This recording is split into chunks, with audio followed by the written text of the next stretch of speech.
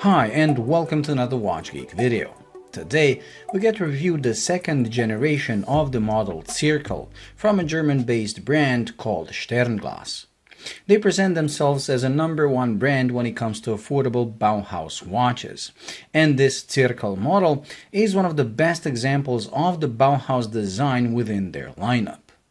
Like I said, this is the second generation, introduced in 2019, and it's a more refined and improved version of the original Zirkel from 2018. Usually when brands say they have improved on something, I get skeptical, as most of the times the improvements are not really improvements, or they come at the expense of something else. Luckily with this, I can say I think they actually did improve in every way. First, the movement. The original was powered by Miyota 8210, an entry-level movement by Citizen that can be seen as their version of the Seiko 7S26. It beats at 21,600 bph and has no hacking, although it does feature hand winding. This, on the other hand, is powered by the Miyota 9015, a higher grade movement that beats at 28,800 bph, giving a smoother glide of the long, thin seconds hand. It has both hacking and hand winding, and actually looks nice when viewed through the exhibition caseback. Another benefit gained from the use of this movement is the smaller thickness. This measures 12.3 mm, where the original was 13. And even these 12.3 are somewhat deceiving, as they include a domed sapphire crystal, while case and caseback only come at around 10. This makes for a pretty thin wearing watch, despite the lack of any curvature to the sides or bezel. Other improvements include less text on the dial, which is something I always welcome, especially on a watch that is trying to get the minimalistic look. And more importantly, the transition of the date function from 3 o'clock to the more appropriate 6, making the dial perfectly symmetrical. Again, something I always prefer.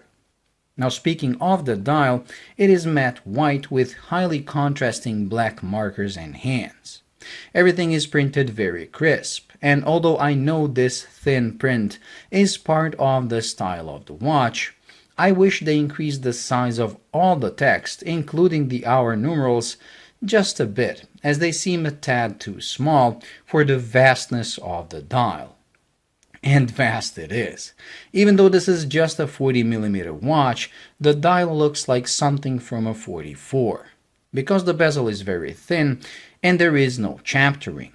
This makes me feel like the watch is slightly too big for the style, and I think it would look better if it was under 40. Luckily, the hands are proportionate to the size of the dial, and it makes reading the time very easy at a glance. The watch has no lume whatsoever, but thanks to the high contrast, it is visible in almost any condition except total darkness. As I said, the dial makes the watch too big for my taste, but thanks to the lug-to-lug of just over 48mm, it's not going to overhang a smaller wrist. So yes, you can wear it on a small wrist as well, although I think it would look best on someone with at least a 7.5-inch wrist. This is available on a leather strap or this brushed bracelet, and if you can choose, I would advise you to go for the bracelet, as it's really well made. Solid links and end links, and a nicely machined butterfly clasp make it not only feel substantial, but also make for a very comfortable wear. Thanks to the quick release system, taking it off and putting it back on is really easy, so you can combine straps with the watch as much as you like. And to be honest, this does have a potential of being a strap monster, as I believe it can look good on anything from leather to NATO, while the bracelet can be combined with any 20mm lug watches you might have in your collection, and again, thanks to the easy quick release system, doing so requires no skill whatsoever. If, however, you leave this bracelet on this watch, you get a uniform look, as both the bracelet and the watch are completely brushed. There isn't a single polished surface. That means it should handle scratches well, but it also affects the aura of the watch somewhat. Whenever I get a minimalistic looking watch in my hands, they're usually polished, and in a way, it makes them seem delicate and dressy. This, on the other hand, thanks to the industrial finish that matches the industrial lines of the case, feels sturdier somehow, like I wouldn't be afraid to throw anything at it. I know it is just a subjective feeling, as the 50 meters of water resistance shows this isn't made to be a sports watch, but the look gives you a worry-free feeling when wearing it. It looks almost like Sinn and Nomos had a child, Sinn giving the tough look and Nomos the Bauhaus design. Sternglas, however, is neither Nomos nor Sinn, which is why you will pay only a fraction of the price of those. So this thing will set you back 399 euros, which is about $440.